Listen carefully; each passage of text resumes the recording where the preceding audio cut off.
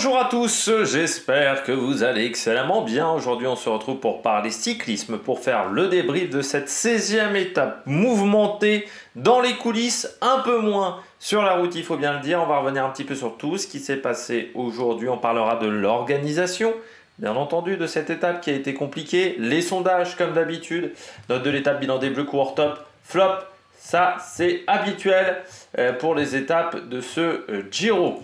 N'hésitez pas à vous abonner à la chaîne, à réagir dans les commentaires, à mettre un pouce bleu, à partager la vidéo sur les réseaux sociaux, notamment auprès de vos proches, si vous pensez que ça peut les intéresser. Dans les commentaires, n'hésitez pas à me dire qui vous a plu, qui vous a déçu. Short TikTok juste après l'arrivée des grandes compétitions. Si vous avez les moyens et que vous voulez soutenir mon travail, eh bien vous pouvez faire un super thanks et je remercie les gens qui le font. Et puis pour soutenir mon travail, même si vous n'avez pas les moyens, vous pouvez activer la petite cloche, comme ça vous êtes au courant des dernières vidéos qui sortent sur la chaîne et plus vous cliquez rapidement sur une notification, plus la vidéo est mise en avant par YouTube. On commence tout de suite avec cette étape numéro 16 avec le résumé de cette journée. Alors ça commençait déjà pas très bien avec l'abandon de Jente Biermans qui était tombé lourdement lors de l'étape 15. On n'en avait pas parlé parce que je n'avais pas la foi à ce moment-là, mais il est tombé dans un ravin, quasiment un ravin de 25 mètres de profondeur, donc il avait été assez choqué par cette chute en plus. Quelques blessures et je pense que vraiment un peu traumatisé, hein, il faut bien le dire. Benjamin Thomas également qui a abandonné dans cette étape, malade depuis quelques jours. Il avait notamment pas fait le contre-la-montre à fond. Il a eu du mal à s'en sortir. Bon début d'étape marqué par plusieurs attaques. On a notamment du Marco Frigo. Un jour où il fait frais, c'est tout à fait normal. Kevin Vermark. On avait également Juan Pedro Lopez. Et tout le monde va être repris à 95 km de l'arrivée. À 90 km de l'arrivée, c'est la bonne échappée qui se forme avec Ballerini, Alaphilippe, Piccolo et Maestri. L'échappée qui prendra au maximum 2 minutes d'avance à 40 km de l'arrivée. L'écart n'est plus que d'1 minute 34. À 34 km de l'arrivée, Alaphilippe et Maestri partent ensemble, mais très vite, Maestri n'arrivera pas à suivre la cadence, et Alaphilippe partira seul. À ce moment-là, il n'avait déjà que 1 minute d'avance, mais il va réussir à refaire un petit peu d'écart. Au niveau du sprint intermédiaire, c'est Ballerini qui passe en tête à 43 km de l'arrivée devant Maestri. Au niveau de l'Inter-Giro, par contre, c'est Julian Alaphilippe qui passe en tête. On voit également Fiorelli de la Bardiani qui tente d'attaquer à 31 km de l'arrivée, mais qui n'arrivera jamais à revenir sur Julian Alaphilippe. À 27 km de l'arrivée, l'écart entre Julian et le peloton est de 1 minute 39, et ce qui fait qu'au sprint bonification à 21 km de l'arrivée, Julian Alaphilippe passe en tête. Derrière, c'est la Maestra de la Movistar qui contrôle depuis le début de journée. Et on va avoir une attaque de Pelayo Sanchez. On se dit peut-être pour anticiper, mais bon, on n'est pas totalement convaincu. Et puis après, la Movistar, il va y avoir Quintana qui va essayer de lancer Einer Rubio, sauf que ça ne marche pas du tout. Et Pelayo Sanchez va se retrouver en chasse-patate pendant des dizaines et des dizaines de kilomètres, ce qui n'avait pas vraiment d'intérêt. À 15 km de l'arrivée, Romain Bardet, le français, est lâché. Il arrivera à un moment à revenir dans le peloton, mais tout de suite ça réaccélérera juste après. Et puis problème technique pour Pelayo Sanchez, et Evan Kosciu qui était sorti va prendre un petit peu d'avance. Au Passo Pinay, c'est Alaphilippe qui passe en première position devant Scaroni qui a rejoint Evan Kosciu avec Giulio Pellizzari. À ce moment-là, ce groupe de poursuite a 11 secondes de retard alors que le peloton est à 38 secondes. Julian va être ensuite repris par le groupe Pellizzari, et puis Pellizzari, Scaroni, Evan Kosciu, et puis Julian va être lâché. Dans le final, on a une attaque d'Evan Kosciu. Scaroni va être lâché, Pellizzari dans un premier temps aura du mal à suivre, puis arrivera à revenir sur Kosciu et à le dépasser à 1,5 km de l'arrivée. C'est Pogačar qui va décider d'attaquer après un gros relais de Rafał Majka qui, on ne va pas se mentir, n'avait pas fait un gros travail jusqu'à maintenant et qui va lancer Pogačar parce que quand Majka s'écarte, il n'y a plus personne dans la roue de Pogačar, même Daniel Felipe Martinez n'a pas réussi à suivre et le Slovène qui va réussir à récupérer Pellizzari à 650 mètres de l'arrivée pour s'envoler vers une nouvelle victoire d'étape sur ce Tour d'Italie. Donc voilà le résumé de cette journée. On parlera bien entendu des top flops. Ce que je peux vous dire, parce que j'en parle pas dans les flops, c'est que Geraint Thomas a parlé du temps, mais on en parlera dans le classement général de cette étape. Bon, on va parler tout de suite des choses qui fâchent. L'organisation. J'ai l'impression que chaque année, on a le même débat sur une étape du Giro, l'organisation. C'est pas la première fois qu'on a des problèmes, vraiment, du côté du Giro. Cette étape-là, déjà, j'en ai parlé ce matin lors de la présentation, était mal conçue. Était mal conçue parce qu'ils n'ont pas eu les autorisations des Suisses pour pouvoir passer. Ce qui fait que cette étape a été un calvaire à organiser. Et puis, il y a eu la neige du Stelvio. Bon, là, pour une fois, ils avaient pris un petit peu d'avance avec la situation du côté du Stelvio. Une semaine avant, ils nous disent on ne peut pas passer par le Stelvio. Voilà, on va passer par l'Umbrel. Bon, ok, d'accord. Ça, c'est une bonne solution. En plus, c'était prévu à l'avance. Sauf que, on voit depuis 2-3 jours, les prévisions météo n'étaient pas du tout bonnes. On nous indiquait de la neige. Moi, je vous en avais parlé lors de la présentation ce matin, mais j'avais fait les vérifications la veille. Et l'avant-veille, déjà, c'était pas bon. C'est-à-dire que normalement, on aurait dû réfléchir avant 18h hier, quoi. Où c'est là où on a commencé à se poser des questions, à se mettre autour de la table. Comme d'habitude, RCS s'est fait complètement avoir par le timing. C'est-à-dire, j'ai l'impression qu'à chaque fois, RCS, soit ils ne croient pas en la météo italienne, soit ils espèrent un miracle. C'est pas la première fois que ça arrive. C'est quand même très régulier du côté du Giro, d'avoir des étapes rabotées, d'avoir des problèmes presque de grève des coureurs. Je me souviens notamment de la fameuse étape de 250 km où on avait cru que cette étape-là ne partirait jamais. Il y a quelques années, c'était à l'époque où le Giro était encore diffusé sur la chaîne L'Équipe. Mais à chaque fois, c'est un problème du côté de l'organisation du Giro, et là, ça a été de nouveau la même chose. Ils n'anticipent pas suffisamment, il n'y avait pas de plan B. Du côté du Giro, il n'y avait pas de plan B. Et RCS, c'est récurrent les problèmes d'organisation. Le mauvais signalement de certaines infrastructures routières, Riley Pickrell, ça lui a coûté un abandon. Notamment les problèmes l'année dernière de Covid, parce qu'il n'y avait pas les masques, de nouveau.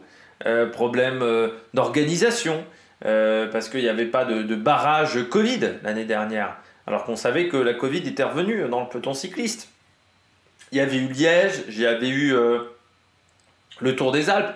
Donc là encore, on pouvait anticiper au niveau des protocoles contre la Covid. Il y a plein de fois où RCS est complètement à la masse. Là encore une fois aujourd'hui. Je ne sais pas, ils ont cru qu'ils étaient dans les années 80, RCS. On a vraiment cette impression-là. Quand on entend l'organisateur de la course parler à Eurosport, avec la traduction, tu te dis, mais il n'a pas compris comment ça marchait le cyclisme en 2024. Enfin, on n'aura plus de séquence comme on a eu avec Bernard Hinault. Parce que déjà, c'était pas raisonnable. Il faut bien le dire, Bernard Hinault, il a perdu la sensibilité au niveau des doigts quand même. C'était dangereux pour l'intégrité physique des coureurs. Et aujourd'hui, l'intégrité physique des coureurs est beaucoup plus importante. Et ils n'ont pas anticipé, RCS. Ils n'ont pas anticipé. Mais comme d'habitude. C'est récurrent. T'as l'impression qu'ils ne savent pas qu'on est au mois de mai et qu'il peut pleuvoir. Surtout que on a quand même l'impression, je ne sais pas si ça a été vérifié, mais que les saisons se sont décalées. Je le dis assez souvent, mais aujourd'hui, avoir de la neige en novembre est quasiment impossible. Par contre, en avril-mai, avoir des conditions de neige excellentes pour les sports d'hiver, notamment, c'est tout à fait envisageable. C'est même ce qui fait que je ne comprends pas pourquoi, au niveau de certaines compétitions, on ne décale pas les dates, notamment au niveau des sports d'hiver, mais peut-être parce que c'est géré par RCS, je ne sais pas. Parce que bon, les sports d'hiver, c'est pas aussi très très bien géré. C'est-à-dire qu'ils aiment bien annuler des compétitions au mois de novembre et se dire « Ah, c'est vrai que ça aurait été moins con si on les avait mis au mois fin mars ». Voilà. Le ski, la FIS, il doit y avoir des anciens d'RCS dans la FIS, dans la Fédération Internationale de Ski. Donc là, hier, il y a quand même eu un communiqué, mais qui était lunaire hier. Hein. Je ne sais pas si vous avez vu le communiqué. Donc avec ce plan, avec cette pause de 3 minutes au sommet de l'Umbrella Pass pour se couvrir.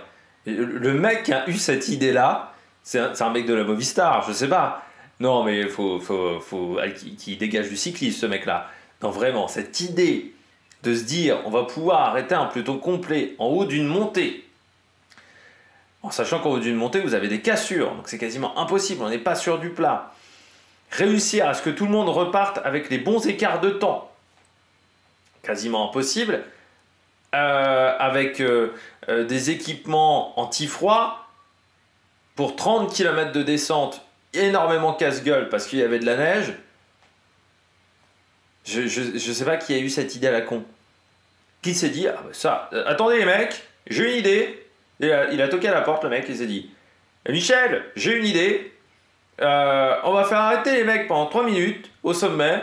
Tu vas voir, la gronde des coureurs va s'arrêter.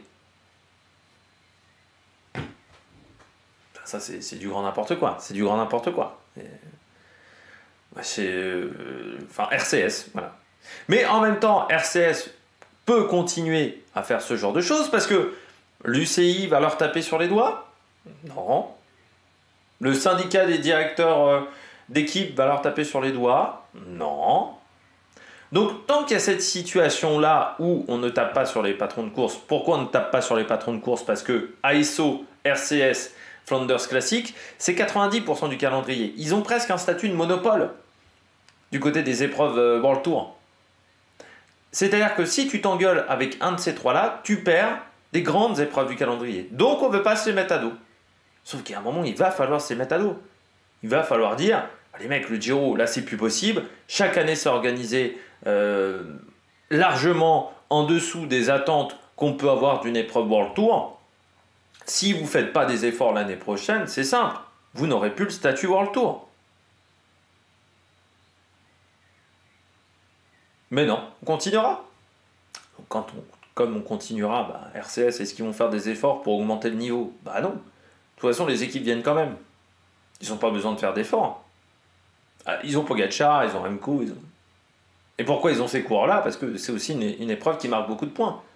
Si l'UCI décidait que quand les courses sont mal organisées, eh bien, on les descend de catégorie, comme on fait avec les équipes, qu'on descend de catégorie sur des critères sportifs mais également économiques, pour faire la même chose avec les organisateurs, avec certaines courses. Si là, c'est mal organisé, bam, tu descends en deuxième division, en troisième division.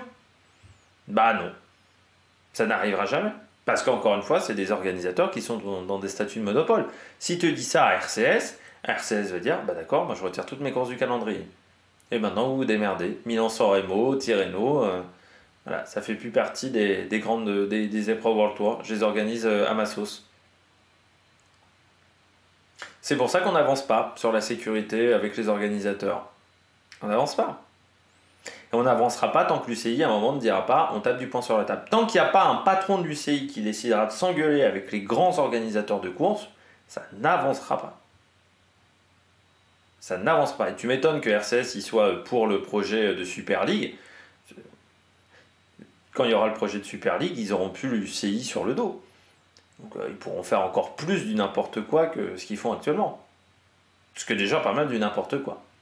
Ce qui m'énerve aussi dans cette situation, c'est le manque de transparence du côté du syndicat des coureurs. Donc ce matin, on a bien compris que personne ne voulait prendre le départ. Sauf qu'il semblerait qu'hier, il y a eu une réunion entre les organisateurs, les coureurs, qu'on s'était mis d'accord sur un protocole. Le protocole n'aurait pas été respecté par le syndicat des coureurs. Sauf que nous, hier, on a un communiqué de la part du Giro, aucune info du côté du syndicat des coureurs. À chaque fois, c'est pareil. Je me souviens, quand on avait raboté l'étape de 250 km, beaucoup de coureurs n'étaient pas pour raboter cette étape. Le problème, c'est que tant que du côté du syndicat des coureurs, ce n'est pas transparent non plus, eh bien, on aura ces aternoiements qui font du mal au cyclisme, qui font du mal aux coureurs. Parce que sur les réseaux sociaux, il y a des dizaines de mecs qui les traitent de feignants. Il a dit Bernard Hinault, il arrivé à le faire, avec ses doigts gelés, avec ses moufles. Maintenant, c'est Oh non, les mecs, c'est des fillettes. Hein. Parce que du côté du syndicat des coureurs également, ce n'est pas transparent. Moi, par exemple, je ne peux pas vous dire 50% des coureurs étaient pour, 47% étaient contre, 3% ne se sont pas prononcés, parce qu'il n'y a pas de vote. Il n'y a pas de vote avec un bulletin secret, où à la fin on dirait, ah bah, le oui l'emporte ou le non l'emporte. Une sorte de référendum. Tu vas pas me faire croire que 150 coureurs sont pas capables de voter. Sauf que ça n'arrive jamais non plus. Donc ce qui fait qu'on s'est retrouvé avec cette fameuse chicane à Paris-Roubaix, sauf que tu as l'impression que personne n'avait été mis au courant, que ça a été une idée de 2 personnes pour mettre une chicane à Paris-Roubaix. Et là encore, tant que le syndicat des coureurs, qui a quand même des casseroles au cul, ne décidera pas d'être plus transparent, on aura des situations comme ça ubuesques, et ça se répète chaque année sur le Giro, d'avoir ce genre de situation. C'est catastrophique. Là, on a quand même eu l'impression que certains coureurs n'étaient pas au courant de ce qui allait se passer ce matin, au départ. Donc, quand même très problématique. Et c'est très problématique pour la ville de Livigno, parce qu'au départ, donc, ce que j'ai compris, c'est que le Giro avait décidé qu'il y aurait quand même un départ fictif dans la ville de Livigno et qu'ensuite les coureurs rentreraient dans les voitures après 6-7 km. Sauf que ce départ fictif n'a pas eu lieu, donc c'est un manque de respect pour moi envers le public, envers la mairie de Livigno qui met de l'argent dans le Giro. Hein. Accueillir une épreuve comme le Giro, comme le Tour de France, ça coûte très cher, même pour les villes départ. Et avec le maire qui est resté sous la flotte et qui devait inaugurer la ligne de départ. C'est un manque de respect pour le maire de Livigno, c'est un manque de respect pour la mairie de Livigno, mais également pour les supporters qui étaient présents sur la zone de départ. Donc j'aimerais que dans les années à venir, ce genre de décision de raboter des étapes, ça se fasse au moins 24 heures avant, parce que sinon on arrivera toujours dans ce genre de situation, et je trouve que aujourd'hui on est bien tombé les 2 pieds dans le ridicule, et ça je n'aime pas vraiment ça. Du côté des sondages, je vous avais posé 2 questions. Première question, Geraint Thomas va-t-il perdre du temps dans cette étape? Oui à 44%, non à 56%. Le oui ne l'emportait pas, et pourtant, aujourd'hui, Geraint Thomas a perdu du temps. Il a perdu du temps, j'aurais dû préciser, sur Daniel Felipe Martinez et Pogacar, il a perdu du temps sur ces 2 coureurs-là. Deuxième question, l'échappée va-t-elle aller au bout dans cette journée? Oui à 68%, non à 32%, en sachant que ce résultat était forcément biaisé, parce que c'était avec le début de journée qui était bien plus compliqué que ce qu'on a eu au final dans cette journée. Note de l'étape. J'ai pas tenu compte de l'organisation. J'ai juste tenu compte du parcours. J'ai mis 11 sur 20. Si j'avais tenu compte de l'organisation et de tout l'imbroglio avant le départ de l'étape, ça dépassait pas le 4. Parce que vraiment, c'est ridicule. C'est ridicule que ça soit à chaque fois fait au dernier moment. Voilà. C'est ridicule également qu'il y a des gens qui disent « Oh, c'est à Tadej Pogacar de prendre les décisions ». C'est-à-dire que c'est un peu ce qu'on reprochait à Lance Armstrong, de prendre les décisions à la place du peloton. C'est ce qu'on reprochait à Cipollini, mais on voudrait que ça soit Pogacar qui prenne position à chaque fois et donc qu'il soit un petit peu le El Patron du peloton. Donc dans ce cas-là, il ne faut plus le reprocher à Armstrong et à Cipollini qui prenaient ce genre de décision à la place des autres coureurs. Bon, il faut être logique dans sa réaction aussi. Donc note de l'étape, oui pour moi 11 sur 20 sur la journée. Il y a eu quand même du spectacle en fin d'étape, même si on a compris assez... Il y a eu quand même la démonstration de la Movistar, mais on a compris assez vite que Pogacar s'imposerait aujourd'hui. Hein.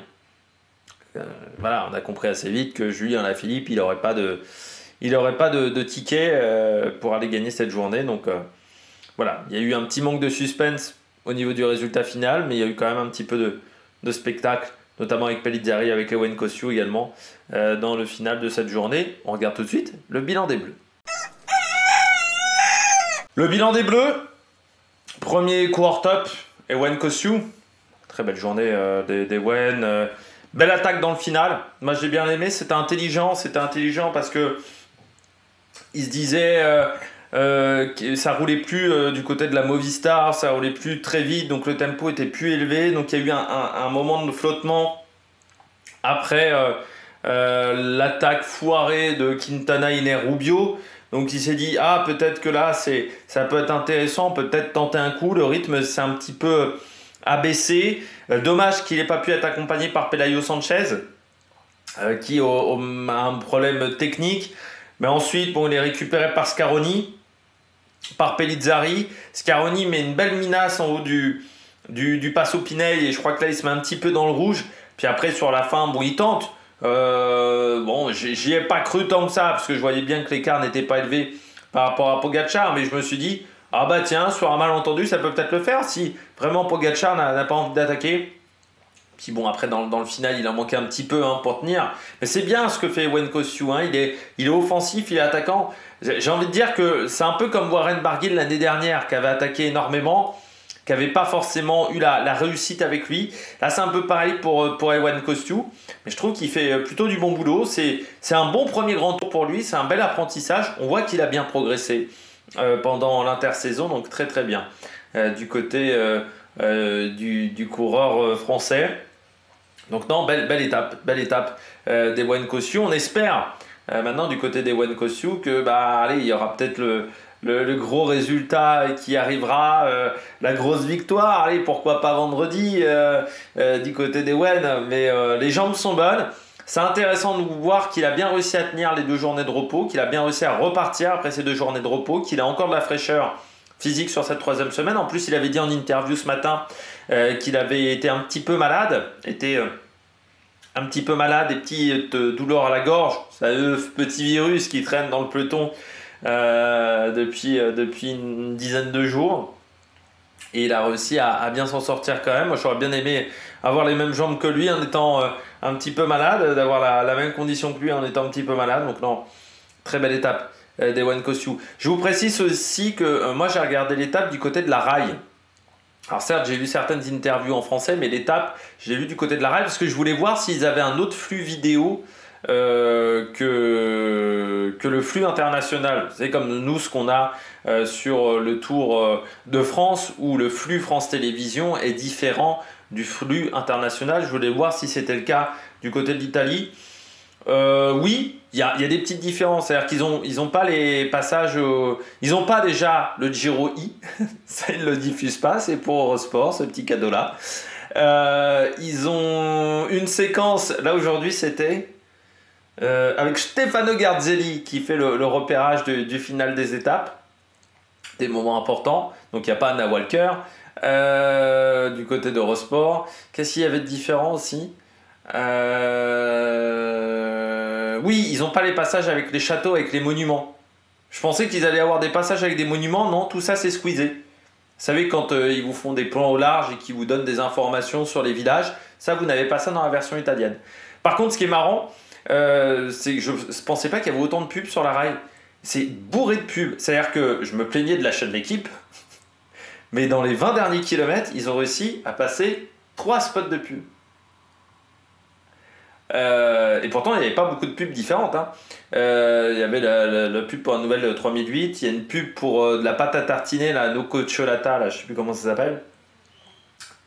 Et puis une eau italienne qui est l'eau la plus pure d'Europe. Voilà, c'était marrant de le regarder sur la rail. Et vous avez les pubs où vous avez la course qui reste en petit. Voilà. C'est une sorte d'écran splitté. Ouais, en France, on pourrait le faire. Je ne comprends pas pourquoi la France n'adopte pas ça sur les épreuves sportives.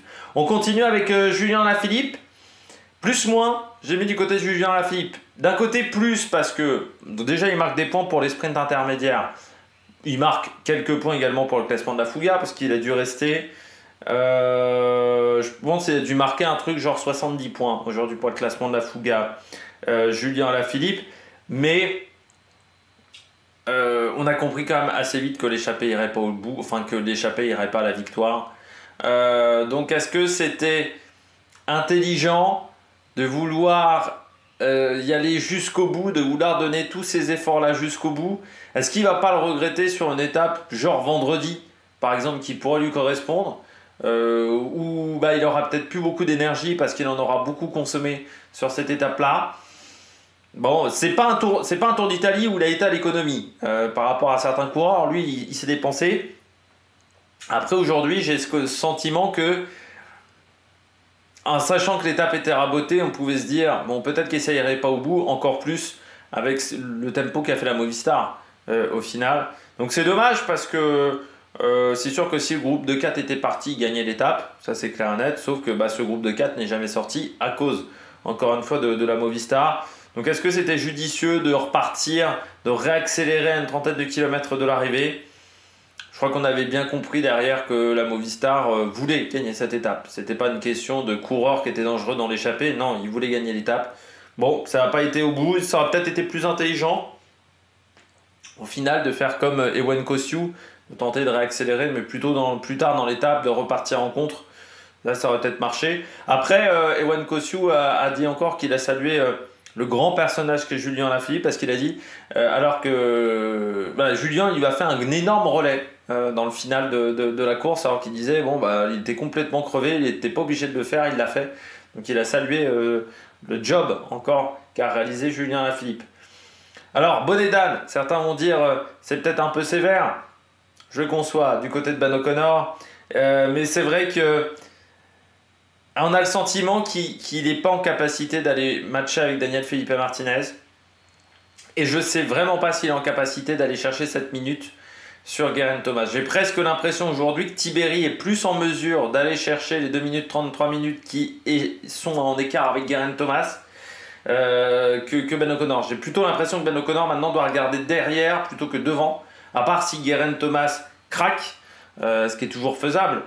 Mais même s'il craque, il faudra qu'il se méfie derrière d'Antonio Tiberi qui a fait encore une belle montée dans le final. Donc je me dis, oui, du côté de Ben O'Connor, c'est peut-être pas forcément la meilleure journée. Par contre, du côté de Decathlon G2R, on a pris de l'avance. Hein. On est repassé en tête du côté du classement par équipe. Ils ont désormais 10 minutes d'avance sur Ineos. Si demain ils refont encore une belle journée, ils pourraient remporter ce classement par équipe. Ce qui est, moi, toujours un classement que je regarde, le classement par équipe, parce que ça montre la puissance d'un collectif. Je trouve même ça dommage que ça ne rapporte pas de points, le classement par équipe. Alors que techniquement, dans le système actuel UCI, le classement par équipe devrait être presque aussi important que les classements. Enfin, ça devrait être le même nombre de points qu'un classement annexe, voire même plus.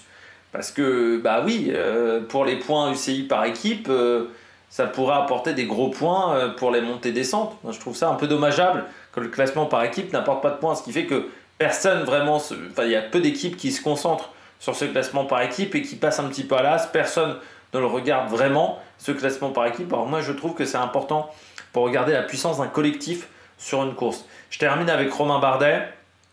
Ouais, aujourd'hui, lendemain de journée de repos, Romain Bardet. Alors autant Julien Lafilippe s'en est bien sorti, alors que je dis toujours que Julien Lafilippe et l'humidité, c'est pas forcément deux choses qui vont bien ensemble. Par contre, Romain Bardet, ouais, là, c'est un lendemain de journée de repos, et le lendemain de journée de repos de Romain Bardet, ça a toujours été compliqué. Voilà, bon, c'est pas la première fois que ça lui arrive, hein. C'est un vrai problème physique sur les lendemains de journée de repos. Il n'aime pas trop les journées de repos, Romain Bardet. Là, il a eu du mal à en remettre, tout simplement. Et on voit, alors il s'en sort même presque bien aussi, Romain Bardet, parce qu'il est lâché à 15 bornes de l'arrivée.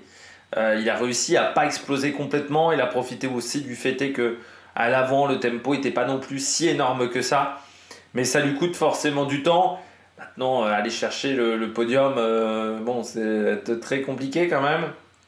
Il va falloir que beaucoup de monde craque devant lui.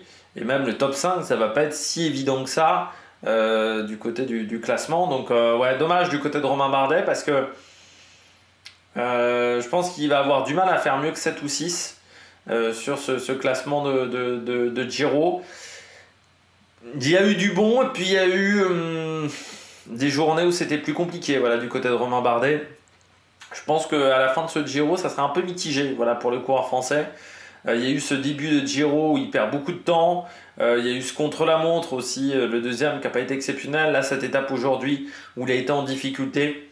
Voilà, ça sera mitigé, je pense, ce Giro de Romain Bardet, le Giro 2024 de Romain Bardet. Allez, on passe tout de suite aux coureurs au top. Attaque de Marlou. Les coureurs au top, aujourd'hui, je commence avec Tadej Pogačar. Quand les autres font le travail, c'est encore plus facile.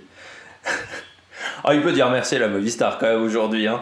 Il aurait presque pu donner les lunettes ou le maillot rose à Iner Rubio ou au manager de la Movistar. Parce que si il a pu gagner cette étape, il pourrait presque donner la médaille, au moins d'arrivée de l'étape, à un mec de la Movistar. Ah non, non, parce que là, la chapeau, la Movistar quand même. Bah, Pogacar, il l'a dit en interview, l'échappée, lui, ça lui convenait. Bon, il a dit la Movistar a décidé de rouler. Bon, bah, la Movistar roule. Si j'ai la possibilité ensuite de gagner l'étape, je vais pas refuser non plus. Enfin, le mec, c'est pas Michel Gentil, quoi, Pogacar. Il y a un moment, bon, c'est un champion. C'est un mec qui est fait pareil que Hinault, que Merckx, que d'autres coureurs de cette trempe-là, que Nibali. Bon, bah, si tu as l'opportunité d'aller chercher une étape, tu vas pas t'en priver.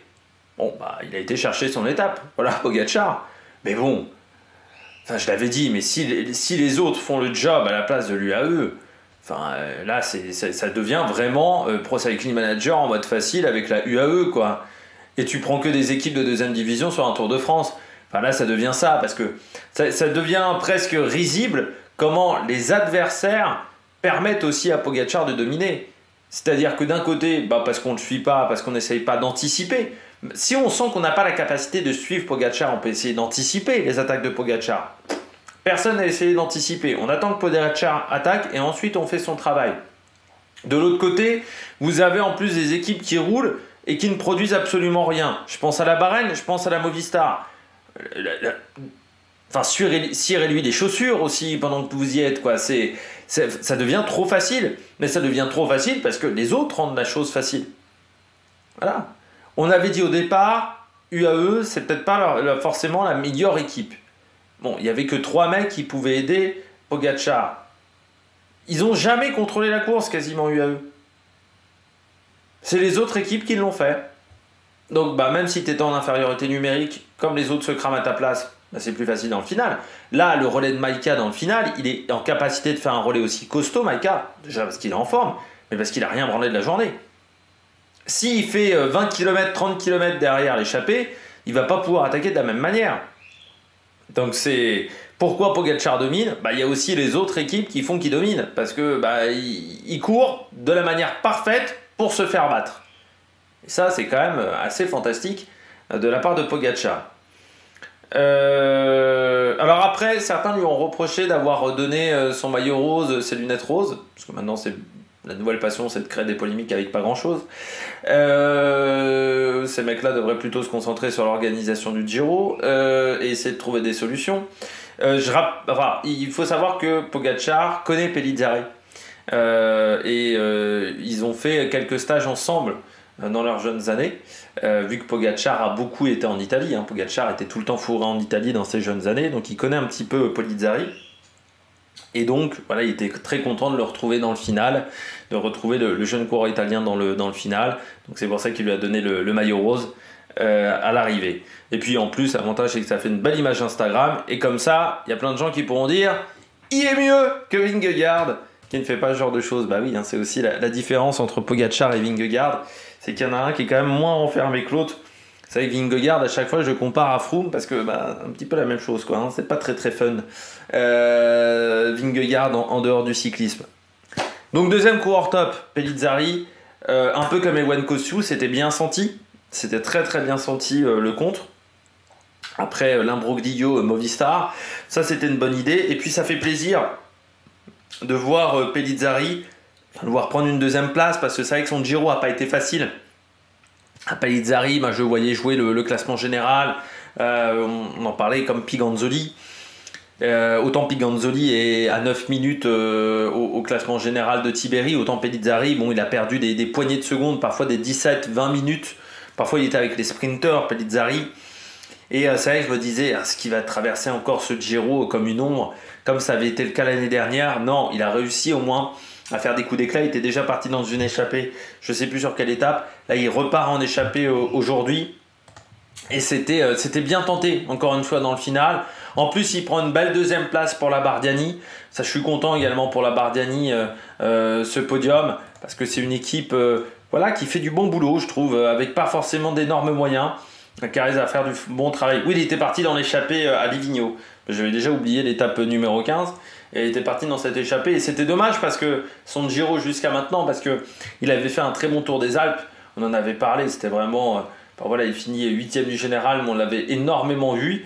Puis je m'étais dit, c'est un peu comme Juan Pedro Lopez, est-ce qu'il n'est pas tombé en forme trop tôt? C'était dommageable parce que l'année dernière, après son Tour des Alpes, on ne l'avait pas trop vu non plus, mais il avait été bon sur le Tour de l'Avenir. Donc là, je me disais, bon, là, comment il va s'en sortir? Il s'en est bien sorti. Je rappelle qu'il a que 20 ans aussi, hein, Giulio Palizzari. C'est un coureur qui est plus jeune encore que Lenny Martinez, ou qui a du même âge que Lenny Martinez. Donc c'est pas forcément évident pour ces jeunes coureurs-là, en plus avec la pression médiatique italienne, c'est vrai de faire son premier grand tour. Mais voilà, ça s'est bien passé aujourd'hui, c'était très bien pensé de la part de Giulio Palizzari. Belle intelligence tactique. La Bardiani qui a été très offensive aujourd'hui, hein. On a vu également Fiorelli à l'attaque. Il y avait... Non, ils n'avaient pas de coureur avant. Dans l'échappée, ils avaient un peu raté l'échappée, mais ils avaient tenté quelques attaques. Donc non, c'était bien du côté de la Bardiani et je suis content pour cette formation. Pelizzari, si j'étais la Bahreïn, si Lenny Martinez ne veut pas venir, Pelizzari, ça me semble pas mal aussi, hein, comme coureur. Tiberi, très belle montée finale de Tiberi. Je pense que voilà, il voulait se racheter de l'étape de dimanche où il avait perdu un petit peu de temps. Antonio Tiberi, où il n'avait pas forcément vécu une bonne journée. Là, ça correspondait un petit peu plus à ce qu'on avait vu dans les qualités de Tiberi, avec une montée plus courte, avec moins de difficultés le long du parcours. Il a réussi à faire une belle journée, et pourtant il y avait des pourcentages. C'est pas forcément facile parce que c'est quand même un gabarit qui fait 1m82. Plus vous êtes grand, moins c'est évident dans les forts pourcentages. Parce que plus vous êtes grand, déjà plus vous êtes lourd, ou pour ne pas être lourd, vous n'êtes pas très puissant. Donc il y a ce problème-là. Et dans les forts pourcentages, il faut de la puissance, parce qu'il faut être en capacité d'amener quand même un petit peu de braquet, ce qui n'est pas toujours évident. Et du côté d'Antonio Tiberi, ça s'est très très bien passé aujourd'hui. Donc très content pour le coureur italien. Un nouveau top 5, il en avait déjà fait un à Prati Tivio lors de l'étape numéro 8. Il a également 3 top 10, donc plus les deux autres, ça fait, je vais y arriver, 1, 2, 3, 4, 5 top 10 voilà, dans ce tour d'Italie. Donc c'est plutôt un bon résultat pour un coureur qui avait déjà fait un bon tour des Alpes. Belle période en ce moment d'Antonio Tiberi, et ça fait du bien pour la Bahreïn Victorious, qui avait eu un début de saison extrêmement discret jusqu'à maintenant pour cette équipe. Et puis c'est un coureur qui montre ce qu'il vaut sur les courses par étapes. Donc voilà, un coureur qui se révèle un petit peu sur les grands tours. C'est toujours intéressant puisque jusqu'à maintenant il n'avait pas vraiment joué les classements des grands tours. C'est la première fois qu'il jouait vraiment un grand tour avec l'objectif de faire un bon classement général. Donc très bien du côté de Tiberi. On verra maintenant ce que ça donne pour la suite de la course, notamment l'étape de demain, parce que dimanche il a perdu du temps. Est-ce qu'il a perdu du temps à cause de l'altitude? Est-ce qu'il a perdu du temps à cause de l'enchaînement des difficultés? C'est ce qu'on saura demain, parce que demain ça risque d'être une journée très difficile avec la pluie prévue pendant encore toute l'étape. De toute façon il doit y avoir de la pluie jeudi aussi, donc voilà, les journées vont pas être évidentes. Je sais pas si vendredi c'est prévu également un petit peu de pluie, ou si c'est prévu que ça soit encore pluvieux, parce que sinon ça va être encore difficile pour les coureurs. Puis je termine avec un dernier coureur au top, Daniel Felipe Martinez, qui prend la deuxième place à Geraint Thomas. Moi j'ai du mal à comprendre ce côté méfiant envers Daniel Felipe Martinez sur sa capacité à tenir en troisième semaine. Parce que moi j'ai dit, quand il avait été équipier de Bernal, il avait très bien fini en troisième semaine, alors qu'il faisait du job pour Bernal. Certains m'ont dit, oui c'est pas pareil quand t'es leader que quand t'es équipier, sauf que c'était un lieutenant de Bernal. Ça veut dire qu'il tous les jours il faisait le tempo pour Egan Bernal. C'est-à-dire, tous les jours il faisait des efforts pour que Egan Bernal puisse s'envoler, puisse obtenir des bons résultats. C'est-à-dire, tous les jours il faisait beaucoup de travail et il avait quand même réussi à être 7ème. Donc pour moi ça montre une grande capacité de résistance, une grande capacité d'endurance et des capacités de récupération, ce qu'il faut pour la troisième semaine. Donc après la question c'est de savoir, est-ce qu'il n'aura pas un jour de moins bien? Mais pour moi, ce côté, on ne peut pas comparer parce qu'il a été équipier, oui, sur la pression médiatique, mais pas sur ses capacités de récupération, oui, sur les capacités psychologiques, parce que ça n'a rien à voir d'être équipier que d'être leader. mais pas sur les capacités physiques pour moi de récupération. Du côté de Daniel Felipe Martinez, aujourd'hui, bon, bah, il fait une belle journée. Bon, il se fait battre par Pellizzari, c'est dommage pour les bonifications, parce que ça aurait pu mettre encore un petit peu plus de temps, 2 secondes de plus par rapport à Geraint Thomas, mais ça a été une très très belle journée pour lui. Voilà, il reprend une grosse trentaine de secondes voilà, sur Daniel Felipe, sur Geraint Thomas, et il reprend surtout la 2e place du classement général. Donc ça, c'est une bonne nouvelle. Chez Ineos, ils se diront encore, est-ce qu'on a fait le bon choix entre Arensman et Geraint Thomas? Parce qu'aujourd'hui, Arensman, il finit à 38 secondes. Et bon, je rappelle que Arensman, il pourrait être maillot blanc s'il n'avait pas perdu 2 minutes d'entrée du côté de l'étape de Europa, et surtout de la première étape où il avait perdu beaucoup de temps. On regarde tout de suite les bonnets d'âne. Les bonnets d'âne de cette étape, j'ai choisi 2 équipes. Bon, bah, la première équipe, pas un gros suspense, la Movistar. C'est vrai que je me disais, c'était un peu la Bahreïn qui faisait le rôle de la Movistar jusqu'à maintenant avec Antonio Tiberi, notamment les comptes d'apothicaire dès l'étape 10. C'était plutôt ce que faisait la Movistar. Alors, est-ce qu'ils ont été vexés par le fait que la Bahreïn fasse presque une meilleure Movistar que eux? Je ne sais pas. Je ne sais pas s'ils ont été vexés. Mais là, ça a été du grand Movistar. Et moi, je me suis dit, dès que je les ai vus rouler, dès que j'ai su qu'ils roulaient en début d'étape, parce que j'ai pas regardé le début d'étape, parce que je me disais, putain, est-ce que ça va partir, est-ce que ça va pas partir? Le protocole, ça commençait à me faire chier, et il fallait que je prenne un petit peu de l'avance pour plus tard. Au final, j'ai même pas encore fini de regarder le Grand Prix de Miami, mais je vais y arriver. J'ai le Grand Prix de Miami, Imola, il va y avoir Monaco qui arrive. Là, au niveau de la Formule 1, je suis grave à la bourre. Je ne sais pas si il va falloir peut-être que je saute Miami, mais pour l'instant, j'ai du mal à suivre. Mais du côté de la Movistar, je me disais, oh, là, ça sent la bonne étape pour nous faire de la foirade. Je m'attendais quand même pas à une foirade à ce niveau-là. Voilà. Non, parce que en termes de foirade, là, aujourd'hui, c'est un bon cru quand même pour la Movistar. Celui-là, il va peut-être rentrer dans le top 10 des plus belles farades de la Movistar. Non, parce que sans déconner quand même, avoir un coureur en échappée, donc, enfin un coureur qui attaque, comme Pelayo Sanchez, décider de rouler derrière Pelayo Sanchez, décider donc de lancer une attaque avec Einer Rubio pour qu'au final, Einer Rubio n'attaque pas et continue de rouler en tête de peloton, chapeau les mecs. Non, et puis c'est vrai qu'au départ de cette étape, je me disais tout de suite, tiens, Einer Rubio, il va vraiment réussir à battre Pogačar.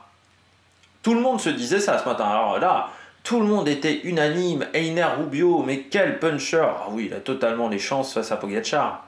Sans déconner.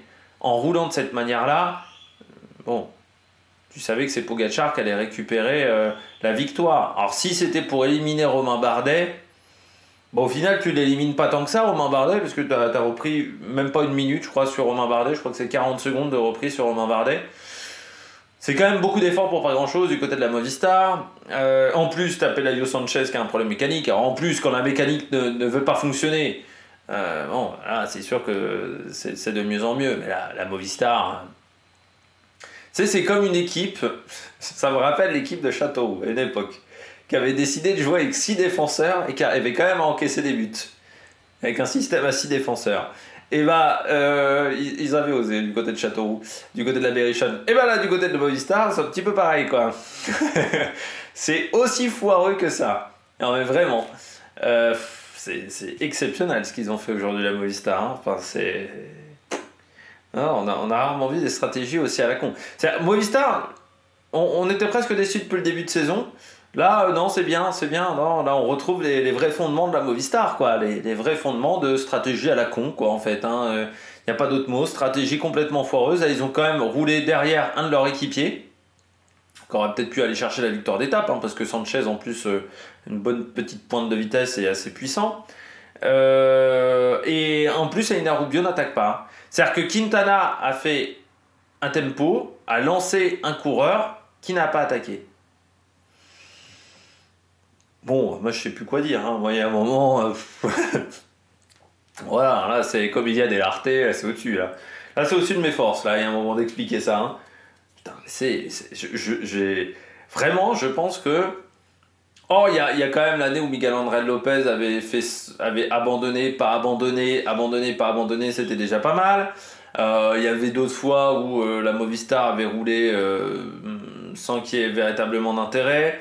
L'année où lorsque vous avez l'étape à Saint-Amand-Montrond, vous avez avec les coups de bordure, donc ça va être le Tour de France 2013, où vous avez Rui Costa, qui est l'un des coureurs les plus en forme, qui est dans la bonne bordure, et vous avez Valverde où on ne sait pas absolument pas s'il va tenir la cadence ou il ne va pas tenir la cadence, et on oblige Rui Costa à rouler dans la bordure de Valverde qui ne reviendra jamais, qui perdra 3 ou 4 minutes ce jour-là. Rui Costa qui ensuite remportera 2 étapes en échappée, ce qui montrait bien qu'il avait des très très bonnes chances cette année-là sur le Tour de France et qu'il deviendra champion du monde quelques mois plus tard.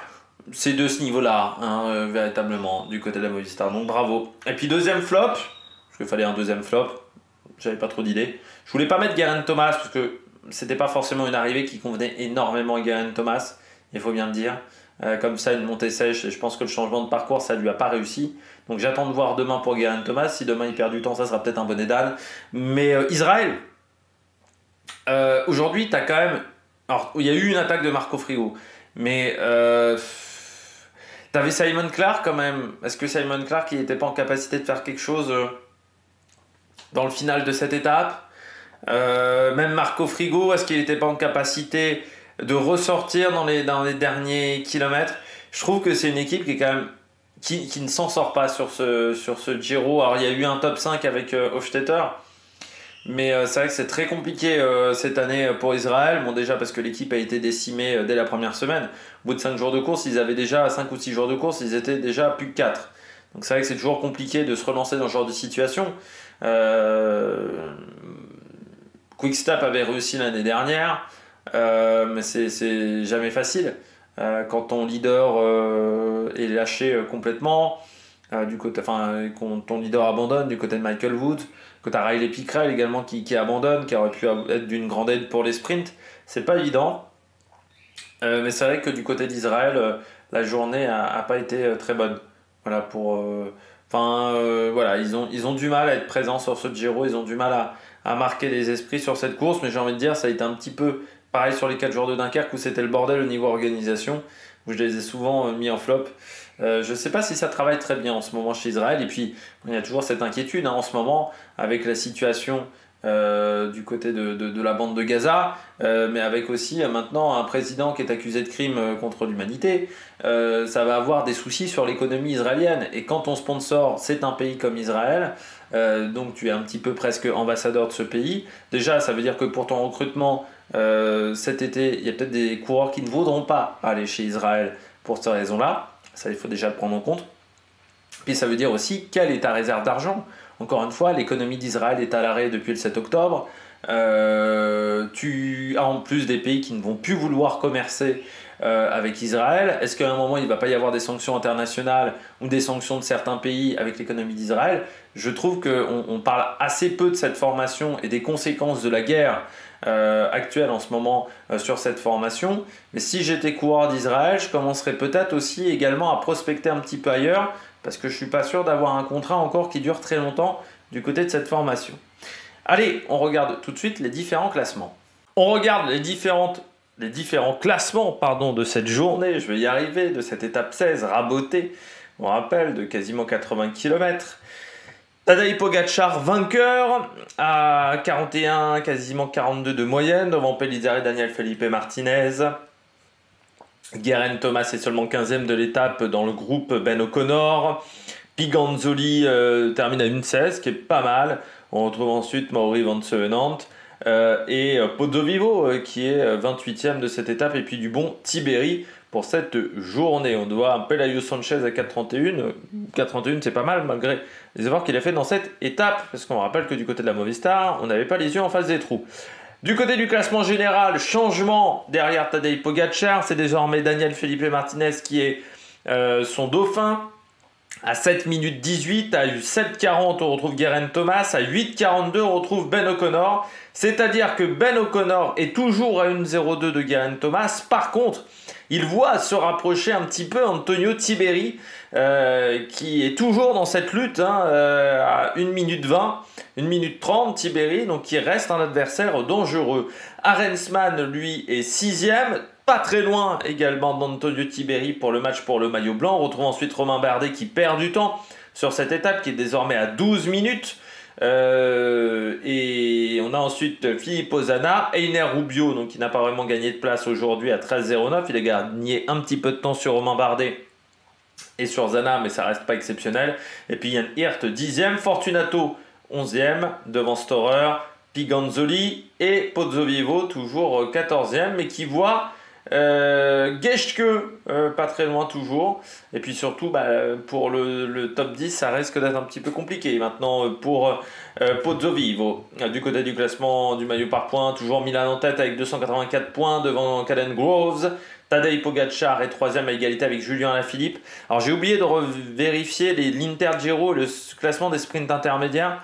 Je pense qu'Alaphilippe a dû se rapprocher dans ces classements-là de la tête de course. On a Fiorelli 5e, Merlier 6, Pietro Narvaez, Maestri et Molano. Du côté du classement de la montagne, Pogacar est en tête devant Christian Scaroni avec 91 points, qui portera le maillot bleu demain. Geschke est 3e, Daniel Felipe Martinez est 4e et Giulio Pellizzari 5e. Vous voyez que Pogacar est quasiment intouchable avec 130 points d'avance, plus de 130 points d'avance sur ses adversaires. On voit les Français qui font 7, 8, 9 dans ce classement. Pour le maillot blanc, eh bien Antonio Tiberi, toujours leader avec 24 petites secondes d'avance sur Arensman. On a 2 minutes 34 Zana, à 9,46 Piganzoli, Baudin à 16,08 qui a reperdu 2 minutes aujourd'hui. Alex Baudin, allez au tir Valentin Paré-Peintre vers Marc Van Sevenant et Zambanini complète ce top 10. Je rappelle juste qu'on voit Zambanini à 57 minutes 29, le 30e est quasiment à l'heure de retard maintenant sur Pogacar. Et puis du côté du classement par équipe, eh bien, la Decathlon a peut-être pris un avantage sur la Ineos. On verra si ça se confirme demain avec 10 minutes 47 d'avance par rapport à la Ineos. On retrouve ensuite UAE, Astana et Bora dans ce top 5. La Bardiani reprend 2 positions. Également, elle se retrouve 7e. La Decathlon AG2R qui à une époque était très forte sur les classements par équipe, donc on retrouve l'ADN un petit peu de cette structure sur les grandes courses par étape. Bon, nous on se retrouve demain 7h pour la présentation de l'étape numéro 17. À 21h, je l'espère, parce que vous savez que demain je ne serai plus chez moi pendant un petit temps. Il se peut que voilà, la vidéo puisse sauter, peut-être qu'il y aura une vidéo plus courte, il n'y aura peut-être pas de résumé de l'étape demain. Parce que comme je ne pourrais pas voir l'intégralité de la journée du tout. Donc voilà, on verra comment on se débrouillera demain. Donc la vidéo sera peut-être un petit peu plus courte, un petit peu voilà, sur un format rétréci. D'ici là, n'hésitez pas à vous abonner à la chaîne, à réagir dans les commentaires, à mettre un pouce bleu. Et puis nous, eh bien, on se retrouve pour de nouvelles aventures sur l'Amérique Production. Ciao, ciao!